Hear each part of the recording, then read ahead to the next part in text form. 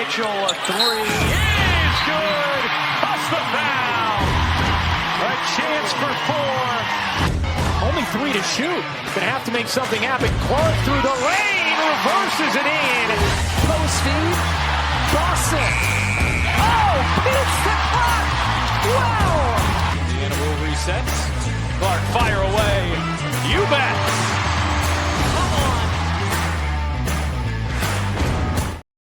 Hey, Fever fans, welcome back to the Pacers Fever Show, your go-to podcast for all things Indiana Fever. I'm Logan, and today we have an action-packed episode for you. The Fever just wrapped up their westward road trip, 3 tough games out west, and only managing to grab one of those games. Caitlin Clark had one of her rough stretches that she's been on in this regular season. Stephanie White misses a game, and to top it all off, Dewanna Bonner is headed out of Indianapolis. We'll get into all of that. I'm sure if you hadn't been caught up on the news, it has been a very interesting news cycle for the Indiana Fever starting this week, and just a lot of things going on around this team that I think is kind of taking away from the play on the court. So we'll dive into that. It's been a wild ride of a week, and we're going to talk about all the highs, the lows, everything in between. So grab a drink or a snack, get comfortable, let's get into it. Game 14 was last night, and they played the Seattle Storm. Stayed up to watch that game, and it was a really good game from the Indiana Fever. And I think some silver lining coming out of that westward trip where things got ugly. And when I say that, I mean 2 straight losses to teams that are good measuring sticks for this Indiana Fever team. The Golden State Valkyries, who are just ahead of them in the standings and have been a really impressive expansion team so far this season, playing in a very tough environment. It was going to be a tough test for the Fever, and Golden State end up grabbing control late in that game. And the Fever struggle late. And that's been kind of the theme of the season, those late game struggles where they are in the games throughout. And then once that fourth quarter hits or the end of the third, they start to lose control, lose momentum, and end up losing those games, especially on the road. You can't really afford to let teams do that to you. And the Fever started out really well in that Golden State game. And we're going to start there before we get into all of this, though.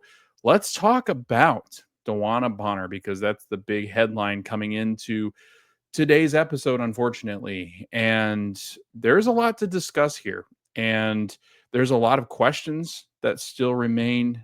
I'm not sure we're really going to ever get the answers as much as we really are going to look for them. I think that Dewanna Bonner will be asked about this when she finds her new team that she's going to play for. I think that when she is introduced, I think that there will be some questions surrounding that decision. I'm not sure she's going to go into too much detail, and she did release a statement that we will read because I think it's very interesting. I think you can kind of read between the lines, and it was a pretty professional statement, I will say, but I think that there is some truth in there that we can kind of dig up and we can talk about. But again, it's a really weird distraction this early in the season, and right after you had brought in Dewanna Bonner, a 2-time WNBA champion, a player that's been a top player in this league at points throughout her career, and has been a consummate pro from everything that you read about her, and her relationship with Stephanie White, having coached the Sun the last couple of years, Stephanie White, and they've had that relationship. And then coming over to Indiana, they bring over Dewanna Bonner, and she seemed excited about the challenge and excited about the leadership aspect of her role. And this core group, a younger core group, and mentoring players like Aaliyah Boston, Caitlin Clark, shaping up what Kelsey Mitchell will be, bringing in another veteran presence like Natasha Howard this season, Sophie Cunningham, kind of that enforcer, but also a really good voice in the locker room. But everything you've read about Dewanna ever since she got to Indiana, she talked very highly about Stephanie White, very highly about Caitlin Clark and this core group, and why it was an interesting dynamic to her and why she wanted to get involved in her. I think this is her 16th season. But at the very beginning of the year, here's what she said. Here's a quote from Dewanna Bonner. I just wanted to be another puzzle piece into what they had. Um, she talked about the fact that they are a dynamic core, um, and it it brought up a lot of questions because of her sudden change of heart. It seemed, and I just so here's part of her statement that she made recently. I think it was today actually that it was made, obviously. But despite our shared goals and excitement heading into the season, I felt the fit did not work out, and I appreciate the organization's willingness to grant my request and move on, particularly at this point in my career. And again, a six-time All-Star, two-time champion with Phoenix. Um, I don't think that's right. That's Connecticut, I think.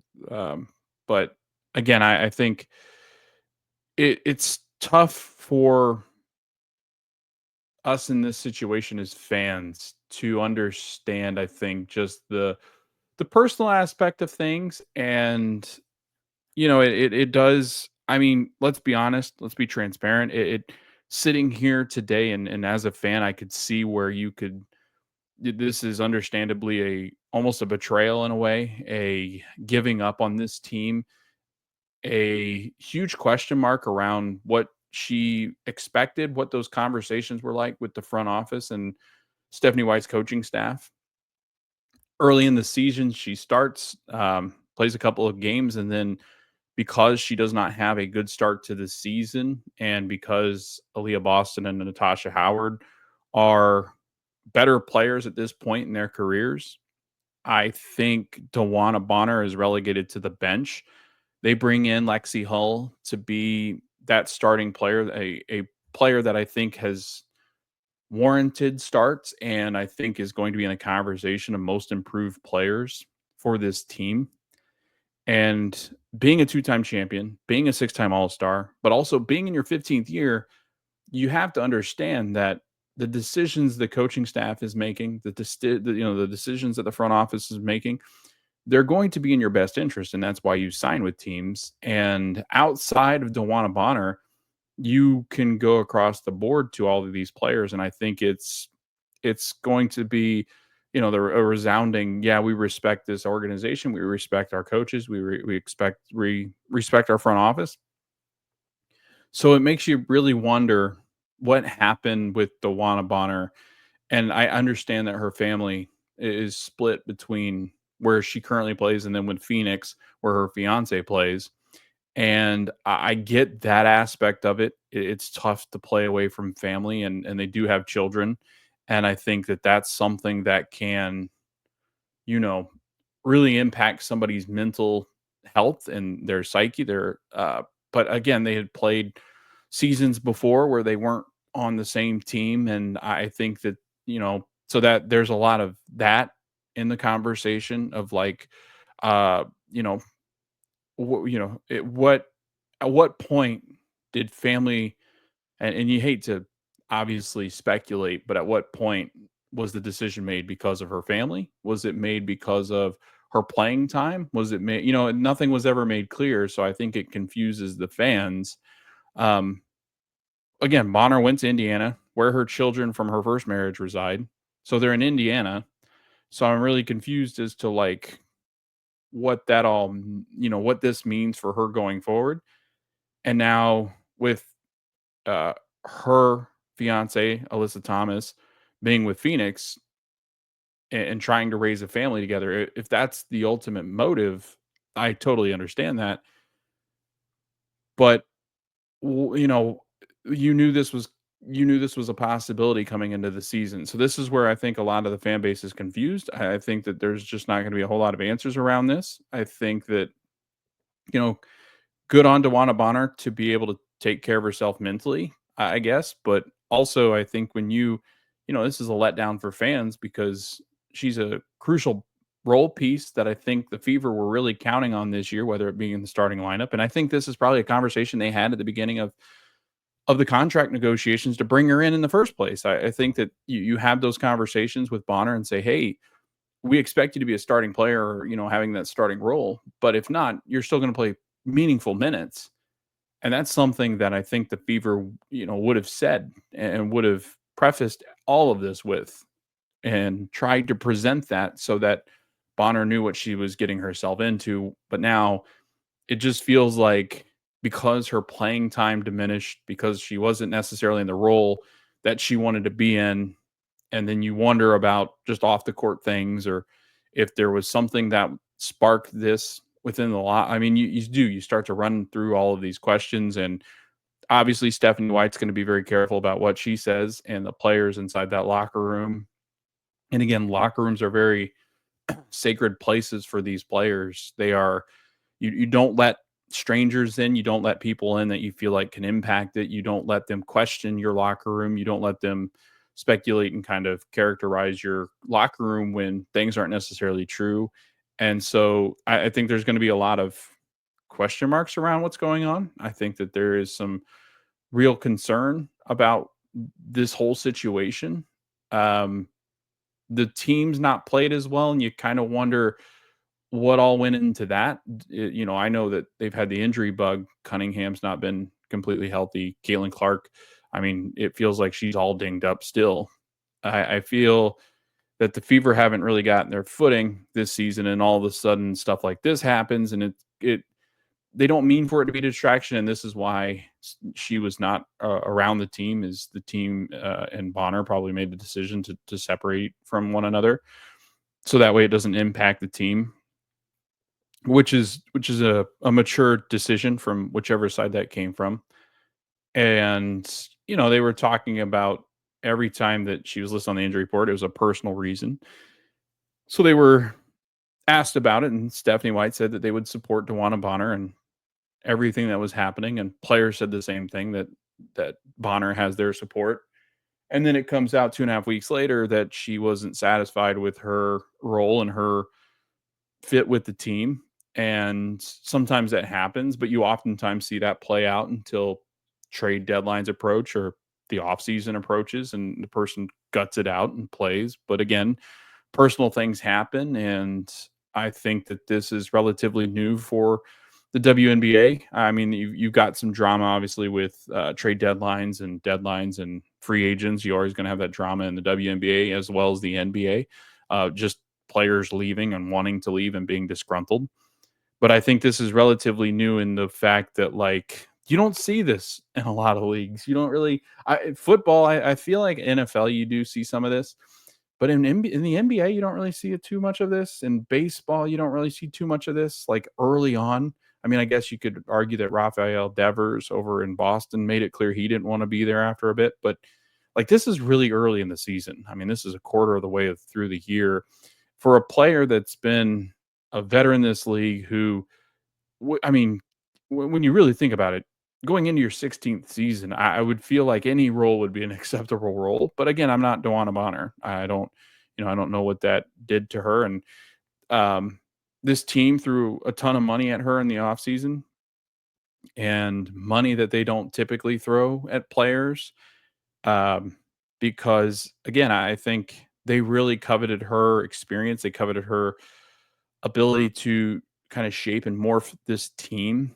And so they were relying heavily on Dewanna coming in and molding these young players, mentoring these young players, being a good voice in the locker room, and also providing a nice punch off the bench or in the starting lineup or wherever she ended up. And I'm pretty sure she probably understood that.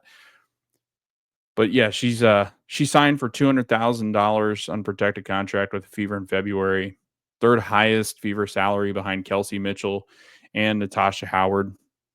So they're paying these three to be their veteran presence, and now one of them wants out, and it raises a lot of questions, and I think a lot of it, there's a lot of different things that are happening around this situation that are just still unclear, and I'm not sure we ever really get answers. It'd be interesting to see what Dewanna Bonner says, but her want out and the destination in which she wants to go to also raises some eyebrows and some questions because it's been reported that she would like to end up with the Phoenix Mercury where her fiance plays.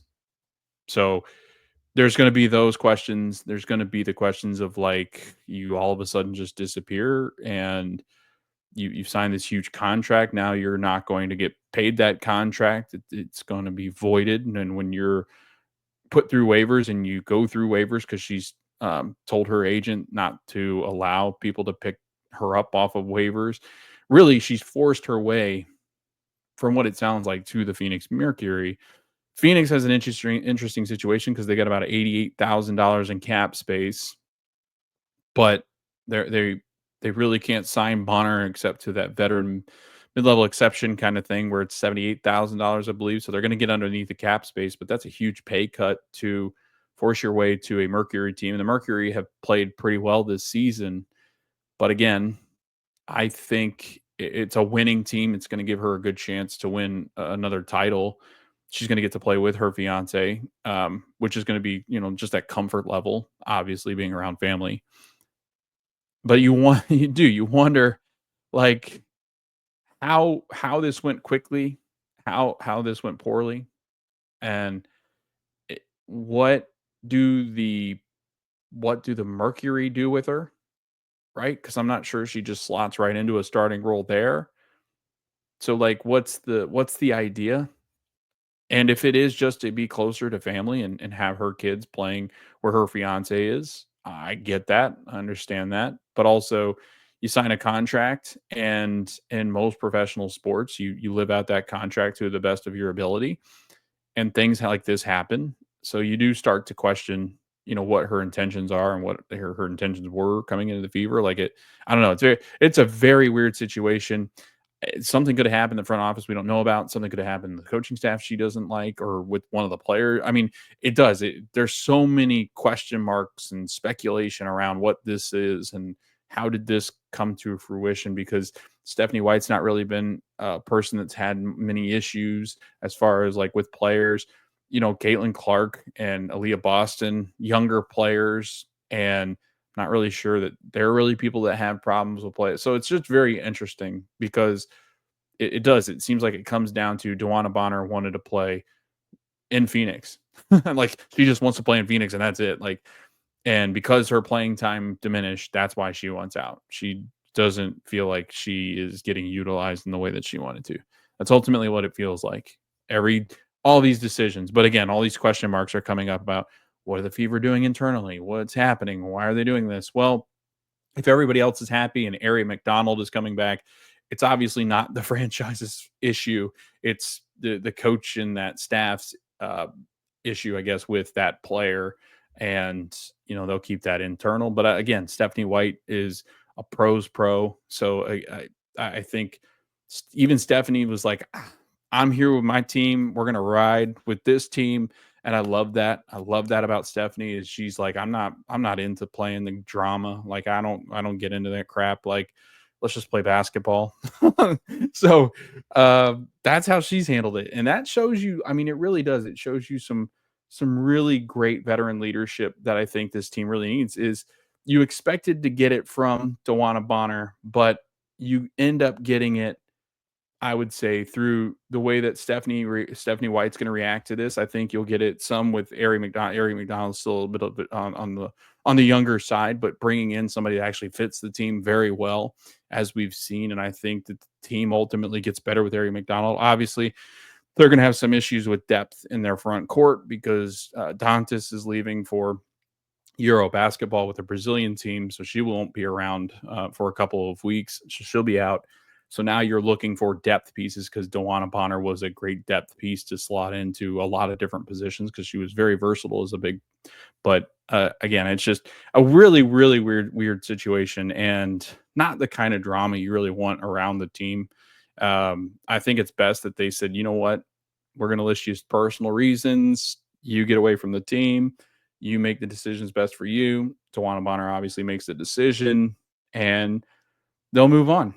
They'll move on, and Dewanna will move on, and I'm sure that the Mercury games are going to be very interesting, but a very strange dynamic, like very odd, because like Stephanie White coached her before, so you know that there's that relationship, and then she's the whole reason why she wanted to go to the Fevers, like Stephanie's going, so I'm going.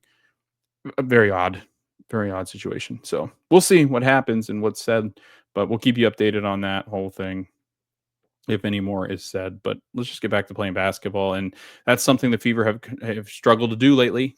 They've not been playing good basketball, and ultimately, it's been poor shooting. It's been that ability to close teams out. Like I said, Golden State outscore the Fever by 15 in the fourth. They score 33 points, and the Fever score 18, and that ultimately ends up being the difference. Fever start very well in this game. They actually go into the half leading 44-38, so they got a 6-point lead. And then as the fourth approaches, the Fever again defensively could not get stops. Caitlin Clark issues with turning the basketball over, and it's become, in her rookie year, she struggled with that quite a bit and went through some really tough stretches as a rookie, but has gotten better in these stretches. And I think, you look at the way that she's played coming back from injury, it's been great. But again, I think if you had to point to one thing that still needs to be a focus of Caitlin Clark moving forward is definitely the turnovers, because the shooting, I mean, it comes and goes, right? I mean, people always freak out about this, like, what happened to Caitlin Clark? She can't shoot anymore. It'll come back. Like, yeah, I'm not worried about that. I'd be more worried about the turnover numbers. I mean, that's something that can riddle a player, and can stick with you. You can go throughout your whole career being turnover prone. And again, that's something she's going to have to focus on. I think at times she's forcing things. At times she's throwing passes that a really great player, that has spectacular hands will catch, like an Aaliyah Boston. She'll catch a lot more. But then she's throwing some of these passes to other players, and they're like, "What in the world are you doing? Like, that's not a pass I catch. Like, that's not." So you got to know, right? You got to know your teammates. You got to know who can catch those, who can't catch those, whose length can get to it, whose length can't get to it. So that all comes with familiarity. And there are still some new players that she's playing with, obviously Natasha Howard, finding the spots for somebody like a Sophie Cunningham or Dantas, or players that she's played with but not had too much experience playing with at times. And so I think that's just something she's going to get more comfortable with. But again, she had 6 turnovers in that game against the Valkyries, and you just, from your top player, you just got to try to limit that. It had 16 turnovers total, and Golden State only turned it over 7 times. So they looked a lot better than the Fever in this game. End up winning that one 88-77. Let's take a look at the box score of that game before we do move on. Natasha Howard, 13 points, 5 boards. She had 2 assists on 6 of 11 shooting in 24 minutes. Aaliyah Boston, 17 points, 12 rebounds, 3 blocks, and she shot 7 of 11, 1 from 3-point range. Kelsey Mitchell, 16 points on 6 of 11 shooting, 1 for 5 from the 3-point line. And she had 4 turnovers, so she turned it over quite a bit. Lexi Hull, only 3 points on 1 of 5 shooting, 1 of 2 from deep. And then Caitlin Clark, 3 of 14 from the field, 0 of 7 from three. She had 11 points on 9 assists, 7 rebounds, 1 steal, but 6 turnovers, was a -10 for the Fever. Dantas in 8 minutes had 3 points. Sydney Colson, 5 points, 13 minutes. And Sophie Cunningham played pretty well on the offensive side, and really rebounded the basketball well. 9 points, 6 rebounds in 24 minutes. Again, I felt like there were aspects of the game where the Fever controlled that stretch, but then there were moments where you just wanted them to step on the gas, step on the pedal, and get things going, and be at least just average in the fourth quarter, but they weren't. Turning the basketball over quite a bit, not hitting their shots. And Caitlin Clark has really struggled. I think only made 1 3-pointer in that West Coast trip. And we've talked about her struggles shooting the basketball. And ever since that Liberty game, I mean, we've really not seen the same Caitlin Clark. And it's concerning in the fact that she's coming off that injury, and that injury, a quad, any kind of leg injury for a shooter is not easy. So you do kind of wonder if she's not back into shape yet, or if it's something she's thinking about, or maybe she's favoring a little bit. You just never know. But it's just, I think you point to those kind of things because of how good she usually is and how great she's been shooting the basketball. But 1 3-pointer over 3 games, I mean, that is very unusual for Caitlin. And together, she's one of 23, I think it was. So 1 of 23 from deep, and they really need her scoring and consistently hitting shots. I mean, she has not shot the basketball very well at all. So it's been a tough stretch. I think that obviously you don't really see much of a stretch like this unless something else is really bothering her. I don't think you see this kind of stretch again. I think she will shoot the basketball better, but it is concerning because they dropped 2 games on the West Coast swing, and I know that that's a difficult road trip. Going out west, you usually just try to grab 1 or 2 out of 3. You're never going to win all 3, but you'd really like to say a good trip out west would have been 2 of these games, and they go and they drop 2. And I think because they've not really gotten rolling this season, had they got rolling this season, and this was only like their 4th loss, that's something I think you live with. But because it's been a struggle with the injuries, you want to see this team start to string some wins together, and they've just not been able to do that. That leads into the game against the Aces. And again, Indiana playing very well through the first half. They had a 42-36 point lead in Vegas. And then Aja Wilson decides to go to a different level. She struggled, and it was funny because my dad was like, man, she's really struggling. Don't know if she's Caitlin and Aaliyah just kind of taking it to her. And then all of a sudden, Aja, Asia was just a menace. And sorry, I mispronounced her name. But Asia was just unbelievable. Sorry, can't talk. But again, she didn't start the game very well. 24 points, 7 rebounds for Asia on 8 of 21 shooting. So that shows you she didn't really shoot the ball very well or very efficiently. But in that second half, she takes control. And then again, the fourth quarter, 31 points for Vegas. Indy had 20. So just a really tough time closing out these games, and they've lost a lot of games like this year, and that shows it honestly, it's a sign of a young team. It's a sign of closing teams out, and also a sign of you've just not been healthy all season. You've not had these core players together for all these games. You've had some missing games, and I think that they're looking like a better team. I think you're starting to see some cohesion. I think you're starting to see some positive things, but then you're also seeing some things that are concerning. I mean, obviously, I think the Caitlin Clark turnover numbers are going to be something that you're going to have to watch throughout the year. In the Aces game, she had 8 turnovers.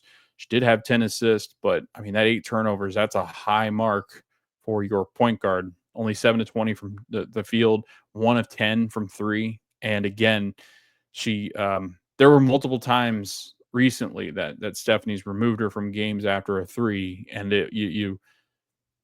it's a player that's trying to figure out that balance, right? And we've talked about this on the NBA side with Tyrese, is like finding that balance of when are you the scorer, when are you the distributor, when are you that engine that makes these teams go.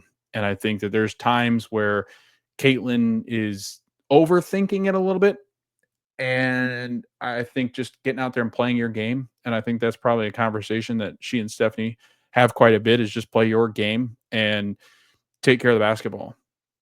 Show that ability to control the game with your passing, with your tenacity, with your intensity, but bottle that up, because there are times where it seems like it gets her out of her game. And an intense player that wears her emotions on her sleeves, I think there's times where you can see her getting visibly frustrated. And when you get frustrated in sports, it usually tends to go to the negative side of things, and you're not thinking clearly and you're making mistakes. And once you start to make those mistakes, they compile, and then you start to have these really bad games. And I will say she's probably the first one that'll tell you that she's not played very well. And that's part of the reasons why they've really struggled in that West Coast swing. But again, you talk about those 2 games and how much of the disappointment those were. But then you flip the page and you watch this game last night, and they play against the Seattle Storm, and one of the better teams in the WNBA,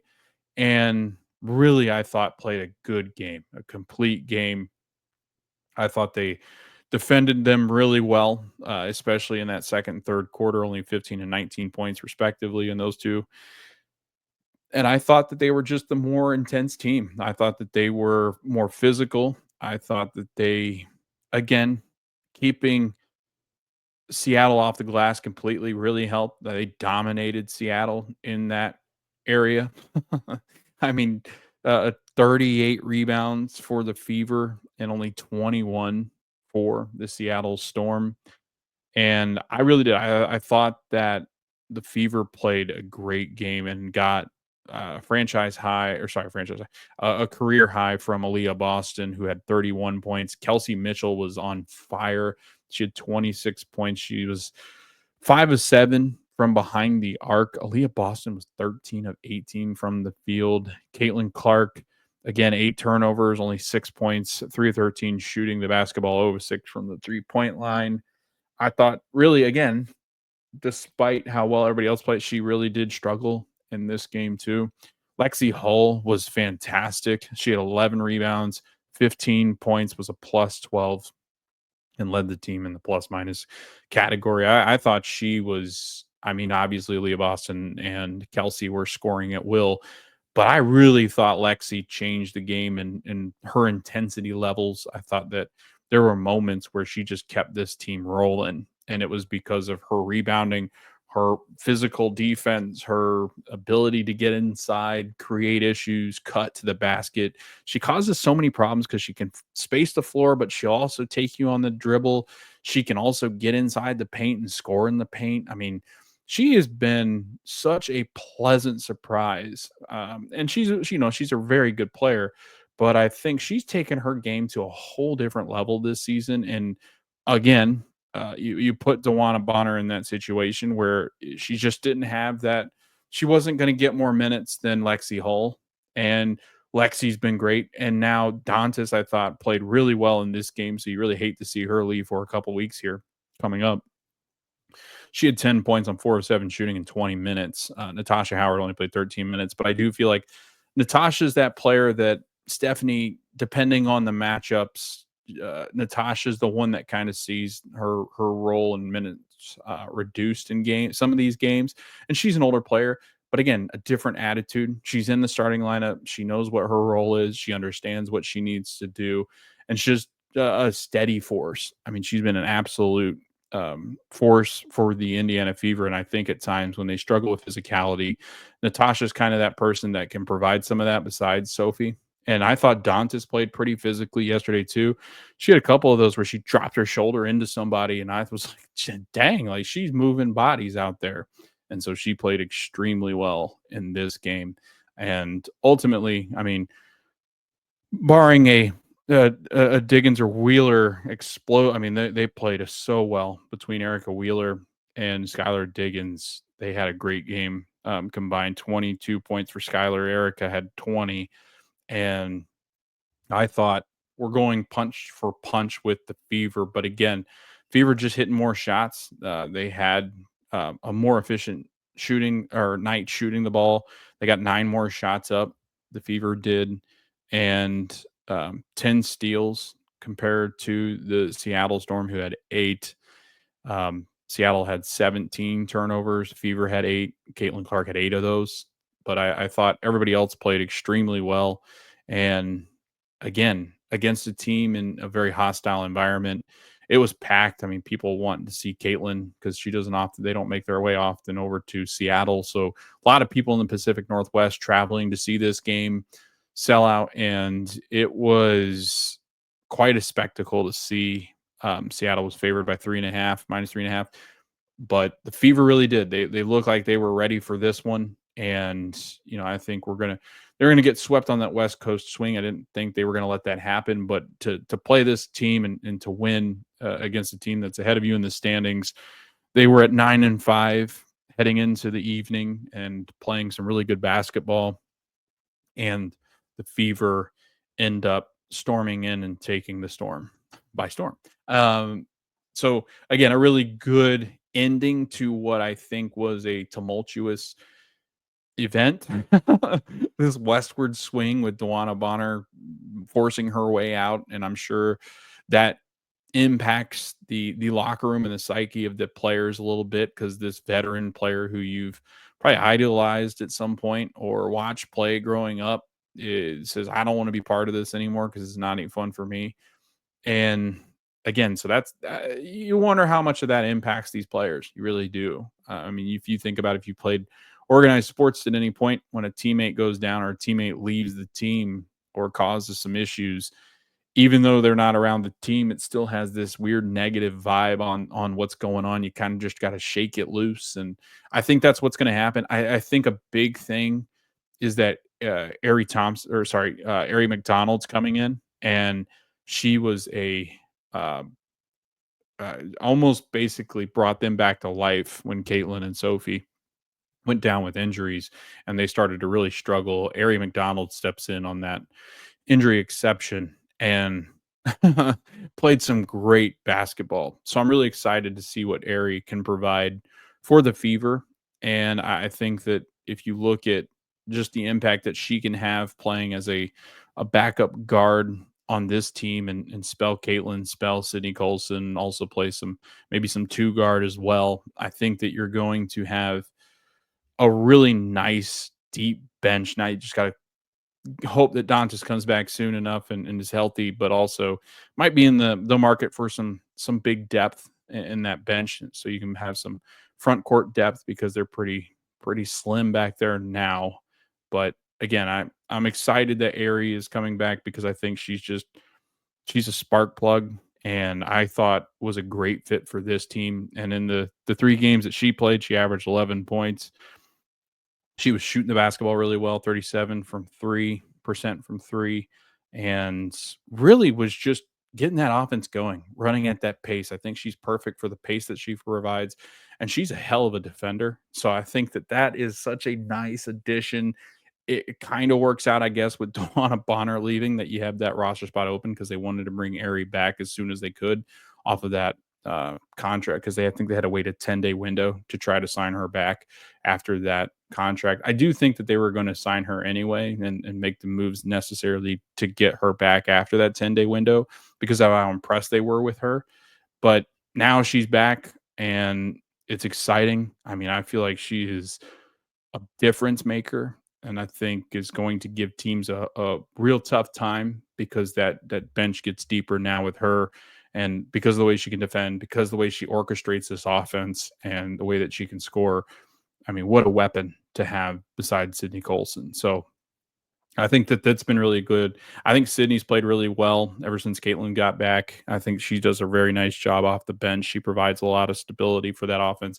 She's tenacious. I think she's a really good person to have in the locker room. She seems very personable, very upbeat, just has a lot of fun, I think, but is business when she's on the court. So that's big to have 2 backup guards like that, and they're going to need it because they've got a good stretch coming up, and one that includes a Commissioner's Cup championship, like I said last episode. And it's been a while since we recorded, but that's all because of the Pacer fallout and whatever happened there. And it's been a couple of brutal days for everybody around the Indianapolis area, and the Fever weren't doing us any favors. So it's been a really tough couple of weeks there in Indianapolis, it seems. But yeah, Commissioner's Cup championship coming up on July 1st. Caitlin Clark versus Nafisa Collier, Minnesota Lynx. First time we'll see them this season. Lynx faced the New York Liberty in last year's Commissioner Cup championship and 2024 finals. They did win the Commissioner's Cup last year. $500,000 prize pool up for grabs. Coinbase is throwing in an extra $120,000 per player, I think it is. And that will be in Minnesota again, July 1st. So I think that's next Tuesday. So really looking forward to that. I think that'll be a lot of fun. A good test. Could collect some hardware. If you go in and win in Minnesota, I think that, again, these are one of those wins that can really turn a team. And I think you think back to the Pacers doing it to the in-season tournament back when Tyrese led them through there. They go out and get Pascal Siakam. I think it's going to have that same kind of feel to it. I think if the Fever go in and put up a good fight against the Lynx or even win that game, I think that could be a true turning point because you can prove to yourself that we've now hung with the Liberty. We've got up there with the Lynx. Let's get this ball rolling. Let's keep it going. Let's keep that momentum going. So looking at the standings as they currently sit in the WNBA, I accidentally closed out my page. Here we go. Minnesota Lynx, first place, 12-2. In second place, the Liberty at 10-3. The Phoenix Mercury, 11-4 in third place. In fourth place, you've got the Atlanta Dream at 10-5. In fifth place, those Seattle Storm that we just beat, 9-6. Golden State Valkyries, 7-6 in the sixth spot. The Indiana Fever at 7-7 in the seventh spot. The Washington Mystics round out the playoffs as they currently stand at 7-8. Vegas is in the ninth spot at 6-7. And then you got the Chicago Sky at 4-10. The Los Angeles Sparks, who the Fever will face on Thursday, they are at 4-11 in the 11th spot. And then the Dallas Wings, 4-12 in the 12th spot. Connecticut Sun in the 13th last place spot at 2-12.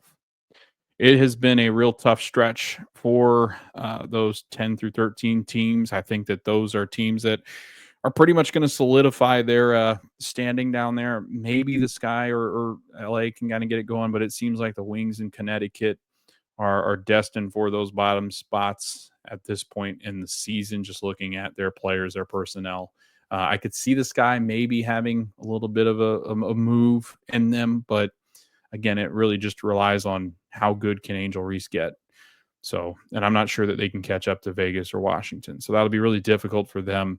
And I think the Sparks, same thing. And we're going to preview a little bit of the Sparks game versus the Fever on Thursday. So we'll shift to that next. And I'm going to bring up LA's schedule because I wanted to look at it from bird's eye view. They've lost 4 in a row. So they come into this game having lost 5 of their last 6. They lost against Golden State way back on June 9th, 89-81. They then beat the Vegas Aces on June 11th at 97-89. And then the last 4 games were against Minnesota, Seattle, Minnesota, and Chicago. So a really tough stretch right there in that 6-game window where you only play the Sky that are really struggling. Those other teams are in playoff spots and playing pretty good basketball. They do pull off that win against Vegas, but their only 4 wins this season have come from a win against Golden State at the beginning of the season, a win against the Chicago Sky back on May 25th, and then Dallas Wings on June 6th in Dallas, and then they won against the Aces back on June 11th. But they've really struggled, and Cameron Brink out with that ACL injury that she had happened to her in that preseason. I think it was a preseason game, not with the Sparks, but I think it was that 3-on-3 league it was maybe. And so they're without her, and it's been a real tough go for the Sparks. Kelsey Plum with the Sparks now, and I was watching some of the game last night, and I mean, really, it's just a team that's struggled to score the basketball in moments. I feel like they've just kind of gone stagnant at times. They're 8th in the league in scoring at 81.3 3 points per game. Their field goal percentage, I mean, they've just not really been a great offensive team. Like they've had moments, but they are 5th in the league in field goal percentage. You look at 3-point percentage, they sit 8th. So again, they're like below average in a lot of what they've been doing as far as scoring the basketball. They don't rebound it really well at all. 32.9 rebounds per game. Turnovers per game, they're up there, the 3rd worst team in the league with 16.1 turnovers per game. So that's been a big difference. I'm going to flip it over to the defensive side of things, as it will tell a tale as well. And sorry, if you look at look at their general. Yeah, oops. I accidentally messed that up. Defense. That's what I want. There we go. Defensive rating. You look at the Sparks, they are 11th. They're allowing 107.6 points per game in that defensive rating is concerned. So in the 40 minutes, that's a lot. They're allowing a lot of points per game, and to have that defensive rating that low, or I guess that high, is not good. It's not a good sign. I mean, this team cannot defend.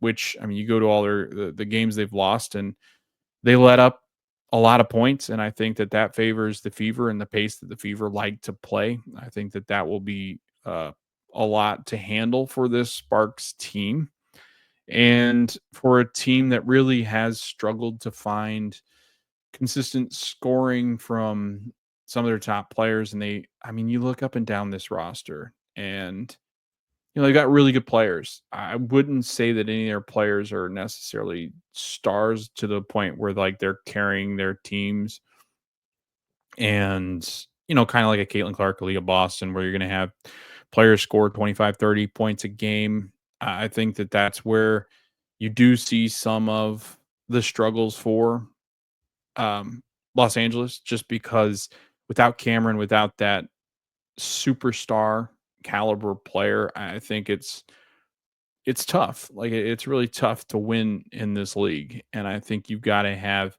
again like that bona fide star beside Kelsey Plum. Like Kelsey Plum's 20 points per game, so she's been good, but I just feel she's almost a second option. I would feel like she's scoring 20 points on a team that I think is not as deep or talented as some of these other teams, and I think that's where they've really struggled. Darica Hamby, 16.4 points per game. Azura Stevens at 13.9 points per game. Rakia Jackson at 12.4, and then Odyssey Sims at 10.5 points per game.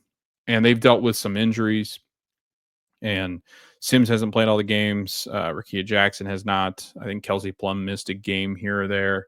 So they've just not had consistent production from their players. And again, I feel Kelsey Plum is a very, very talented player. I'm not sure she can really lead a team by herself necessarily to where that she can be, or they can be one of these top teams in the league, and then they just don't defend. So they can score some, and when they do have good scoring nights, they're just not winning games because they're allowing teams to score upwards of 90 points per game. So it's been a really tough season, and when you come into it without Cameron Brink, who is an exciting young player, I think that there's some concern, obviously, at the beginning of the year and some doubt, and I think that it's just been that kind of season for the Sparks, and a team that I think could have, with Cameron Brink, could push towards the playoffs, but again, it's just a little bit lackluster for me as far as the roster is concerned. I feel like Kelsey Plum, again, a very good player. I'm not sure she's somebody who can lead a franchise necessarily, though. And you wonder what this will look like with Cameron. If you look back at her time with Vegas, Kelsey Plum, 17 points per game with Vegas last year, 18.7 the year before that. This would be her career high, actually. And what is this? 1, 2, 3, 4, 5, 6, 7, 8. Her 8th year in the WNBA, and this is her career high. A lot of the pressure is on her to score, to make things happen, and I'm just not sure that they've got enough that surrounds her to really provide much of a punch. And I think the depth will be a lot. Their depth is not quite as good as some of the other teams in the league, and I think that they've struggled with injuries, but they've also really struggled to put in good pieces in and around on the bench as well. And I think that the Fever have a really good shot of winning this game again. It's on Thursday, June 26th at Cambridge Fieldhouse, 7 p.m. Eastern time on Prime Video. But some players to watch, obviously Plum, Hamby, and Stevens. I think those are their three. They're their 3 top scorers. They're 3 go-getters. And I feel Kelsey could have some of those nights where she just explodes offensively. But if you can kind of contain that scoring, they're going to have a harder time because they just don't have the players around some of this core to really do much with. And that's just been kind of their default is to rely on to rely on Plum to do Kelsey Plum, to do the things that you need to win basketball games and really go outside of even her normal production or great production that she's provided this year. I think that you're asking a lot from that player, and I just feel that the players around her, as they have been this year, I just don't feel confident in the fact that they would be able to beat the Fever, especially on the Fever's home floor. I feel like the Fever should win this game. I think going into the game, I'd love to see some keys of the game. Obviously, Caitlin's got to limit the turnovers. I think that the pace that they're going to be able to play against this defense is just not very good. I think that they're going to have to control themselves in a way that you're not playing too fast. Right? I feel like there are times where she gets going a little too fast, tries to make the big home run play, and when it's sometimes the easy play is the right play, and sometimes the difficult play is the right play. But oftentimes, I think what you see with her, she gets too sped up. She tries to make a really tough decision in a really short window, and oftentimes, especially in WNBA, those players are just a lot faster, a lot lengthier, and they're getting to the basketball. And I feel like there have been times where she's tried to overdo things. So I think playing within her control, playing in the speed in which they want to play, and just ultimately not turning the basketball over. You'd like to see around that 4 mark. Like, that's more reasonable. Obviously, 5's, getting up there, but like if they can keep it at 4, if she can keep it at 4, that's a pretty good night as far as hanging on to the basketball, especially with some of the passes that she makes. I mean, I could understand 4 or 5 turnovers, but I mean, we're talking about 8 to 10 turnovers. I mean, you should never really approach that if you're a point guard. And it's amazing because like she's got 10 assists with those 10 turnovers usually. So she's hitting about 50-50 rate there. And it's just not been a good ratio. It's about a 1-to-1, which is, you'd like for her to be better, because she is so tremendously gifted in passing the basketball, but also scoring. And hopefully her scoring can come around. I mean, getting her started, ultimately, I think key number 1 is Caitlin Clark. I mean, you really got to get her going again. I think she's seen a real tough stretch here, and getting out of a slump. Sometimes you just got to see the ball go through, or those passes being made that end up being assists rather than turnovers. She's just kind of felt in a funk since that dust up with the Sun. And you'd like to see her kind of get back to that Caitlin Clark that we really enjoyed watching over the last couple of years. So, key number 2, I think, again, pace. It's going to be about just running at this team. I think you've got to get into the paint, break them down defensively, hit your outside shots. Lexi Hull and Kelsey Mitchell, if they continue to shoot the way they've been doing, I could see this Fever team beating LA by 15-20. I think that they've got the skill to do it. And then 3, I think you got to close games out. I mean, there's been so many games against teams that they should be beating pretty handedly, but aren't beating them and are letting them hang around. And then those teams are winning fourth quarter games in Cambridge, or on the road. I just feel the Fever really struggled this year closing teams out. So that would be my last key, is just to be a better team closing the games out, because again, you look back in the standings back at the end of the season, you're looking back and you're going, man, what if? And you don't want to play that game of what if we would have handled our business in the game against the Liberty, or handled our game against the Aces or the Valkyries. Like you really just you start to pile these games up, and you end up looking back and regretting it, where you don't have home court advantage in the first round, or you lose seeding spots, or whatever it might be. So again, close games out, got to do it. Looking ahead, they've got the Sparks on Thursday, June 26th. The Dallas Wings at Dallas on Friday, June 27th on Ion. That will be at American Airlines. So they've moved that game to where the Mavericks play, because they're going to want to see as many fans as they can with Caitlin in town. Thursday, July 3rd against the Vegas Aces, as far as a regular season concerned, 7 p.m. Eastern time on Prime Video. And then Saturday, July 5th against the Sparks again at Cambridge. But in between that, which is not on the schedule on ESPN's calendar, is July 1st. They will play a Commissioner Cup game against the Minnesota Lynx.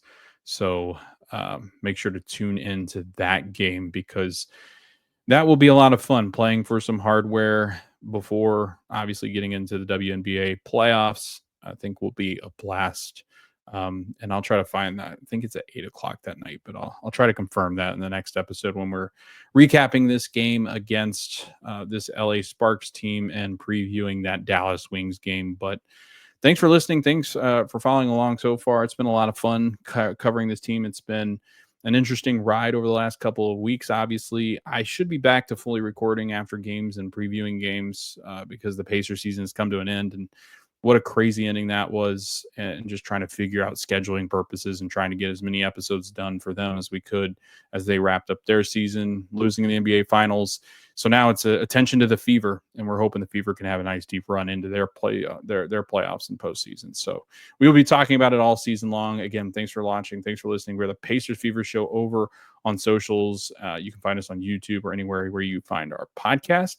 But again, thanks for listening. Thanks for watching, and we'll see you next time.